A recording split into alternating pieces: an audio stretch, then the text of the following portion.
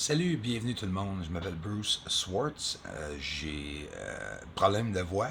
Je vais commencer à en parler de mon problème de voix parce qu'à un moment donné, le monde va dire Crime, on comprend jamais ce qu'il dit. Toujours un grenouille dans sa gorge. Ça, c'est ralenti, en slow motion, un objet vu. Regarde les morceaux. Regarde les pointillés qui alentour de ça, cet objet-là. On voit beaucoup plus de détails. J'ai fait des tests hier avec l'infrarouge pour capter la Lune. Je vais m'améliorer. C'est pas encore assez bon. Et deux ovnis encore ici qui se croisent. J'en vois souvent, souvent des ovnis qui se croisent. Et oublie pas, c'est pas des satellites parce qu'ils sont même pas supposés d'être au-dessus de ma tête. Ils sont rares les changements de direction. Mais celle-là, qui montait, vraiment pas gros, impossible de voir à l'œil nu, fait le tour de cette étoile et commence à descendre. Les changements de direction, des fois, sont rares, sont durs à voir, mais sont pas impossibles. Je pense que c'est le deuxième ou troisième changement de direction que j'ai réussi à voir en 2 ans avec un infrarouge. À l'œil nu, c'est impossible de voir ces objets. C'est trop petits. Ici, il y en a deux qui sont plus gros. On peut peut-être les voir. C'est pas tous les ovnis qu'on peut voir à l'œil nu, ça c'est sûr et certain. Il y en a beaucoup qui me disent on les voit, les satellites, à l'œil nu. Oui, mais tout ce que tu vois pas et que tu verras jamais avec une caméra infrarouge, il n'y a pas autre moyen de voir certains objets. Il y a des objets que je vois avec l'infrarouge qui apparaît même pas dans l'écran d'infrarouge. Ça veut dire que c'est encore un autre onde que nos yeux peuvent même pas lire. Imagine qu'est-ce que la NASA est en train de capter. Alors, ça c'est... premièrement, bonne fête du Canada pour mes amis québécois qui sont ici.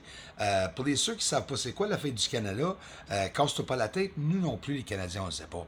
On a la chance de prendre une frette avec les amis, hein? C'est à peu près tout que le monde font. Mais moi, durant la fête du Canada, pas de prendre de fret, je m'en vais sur la Lune. C'est qu'est-ce que j'aime faire, c'est qu'est-ce que je fais à Noël, que je fais à Halloween, que je fais à toutes les fêtes.